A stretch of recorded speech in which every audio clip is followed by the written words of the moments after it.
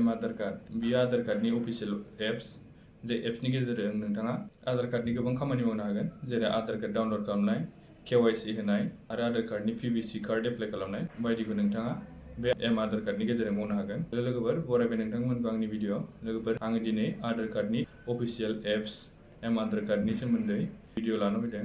बे एप्सनि गेजेरजों नोंथाङा आधार कार्डनि गोबां खामानिखौनो मावनो हागोन जेरै आधार कार्ड डाउनलड खालामनाय केवाइसि होनाय आरो पिभिसि अर्डार खालामनाय बायदिखौ नोंथाङा बे एप्सनि गेजेरजों मावनो हायो लोगोफोर। आरो जुदि नोंथाङा आधार कार्ड केवाइसिफोर होदोंबा बे केवाइसिया जागोन ना जायाखै बेफोरखौबो गासिबो बे एप्सनि गेजेरजों चेक खालामनो हायो। लोगोफोर भिडिअखौ जागायनायनि सिगां जुदि नोंथाङा बे भिडिअखौ इउटुबाव नायदोंबा इउटुब चेनेलखौ साबस्क्राइब खालाम लोगोसे बेल आइकनखौ थुलां लोगोफोर। बेबायदियैनो नोंथांमोननि सिगाङाव आं माखासे इम्परटेन्ट भिडिअ लाबोबा नोंथांनाव सिगां नटिफिकेसन थांनाय बायदि।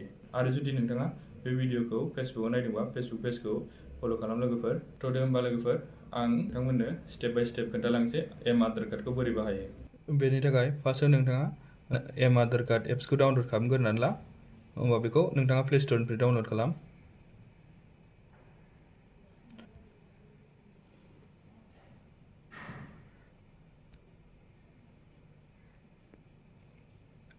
आंना नै अलरेडि डाउनलड खालामखांनाय दं।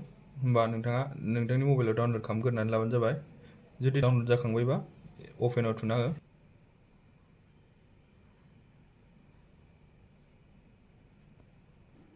अपेनाव थुनाय लोगो लोगो बेबायदि फैगोन नै होमबा येल्ल'आव थुना हो लोगोफोर।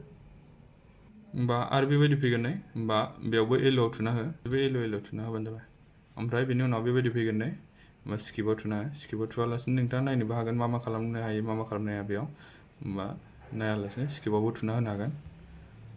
स्किपआव थुनाय लोगो लोगो बेबायदि फैगोन नै होमबा गाहायथिं थांनानै बे नैबे ग्रिनाव थुना होबानो जाबाय आइकन चेनाव। थुनानै बेबायदि फैगोन नै लेंगुवेज सेलेक्ट खालामनानै लानो हागोन। होमबा इंलिश दं नालाय आङो इंलिशजोंनो खालामगोन। होमबा कन्टिनिउ थुना हो।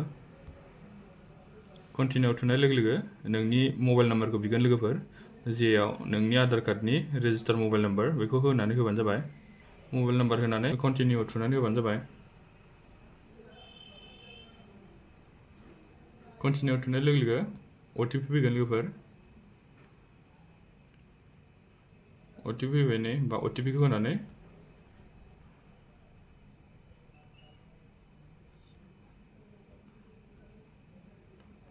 कन्टिनिउ थुनानै होबानो जाबाय।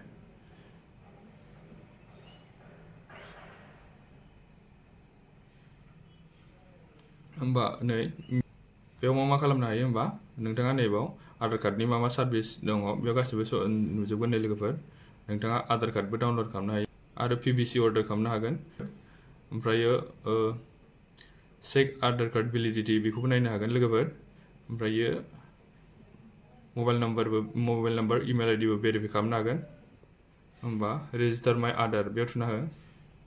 होमबा बेबायदि फैगोन नै जायखिजाया नोङो पासवर्ड मोनसे क्रिएट खालामनानै ला। आरोबाव खेबसे आरो रिइन्टार खालामबाव। लोगो लोगो बेबायदि फैगोन नै होमबा नोंथांनि आधार कार्ड नाम्बारखौ होनानै लाबानो जाबाय।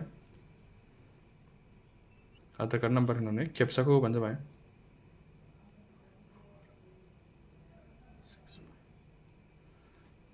होमबा बेबायदि ओंखारगोन नै रिकुवेस्ट अटिपिआव थुना हो। होमबा नोंथांनि आधार कार्डजों लिंक थानाय मबाइल नाम्बाराव अटिपि थांगोन। होमबा अटिपिखौ हो।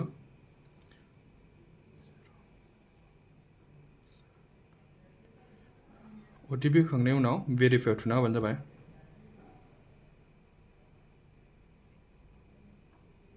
नोंथांनि आधार कार्डआव फैबाय नै होमबा नोंथाङा आधार कार्ड डाउनलड नोंथाङा नोंथांनि आधार कार्डखौबो डाउनलड खालामनानै लानो हागोन बे एप्सनि गेजेरजों। ओमफ्रायो आधार कार्ड सिडिं बेफोरखौबो नायनो हागोन। आधार कार्ड आपडेट हिस्ट्रि बेफोरखौबो बे एप्सनि गेजेरजों गोरलैयैनो नायनो हागोन आरोना। आरो बे बाय'मेट्रिकखौबो नोंथाङा बन्द' खालामथ'नो हागोन बे एप्सनि गेजेरजों। आरो नोंथाङा गोसो जाबानो अन खालामफिननो हायो। जुदि नोंथाङा आधार कार्ड आपडेट खालामनो होमबा आपडेट आधार कार्डआव थुना हो। आपडेट आधार कार्डआव थुनानै बेबायदि फैगोन नै नोंनि आधार कार्डआ अलरेडि ओंखारखागोन। जुदि ओंखाराखैबा नोंथांनि आधार कार्डखौ होनानै खेबसा होनानै रिकुवेस्ट अटिपिआव थुना हो।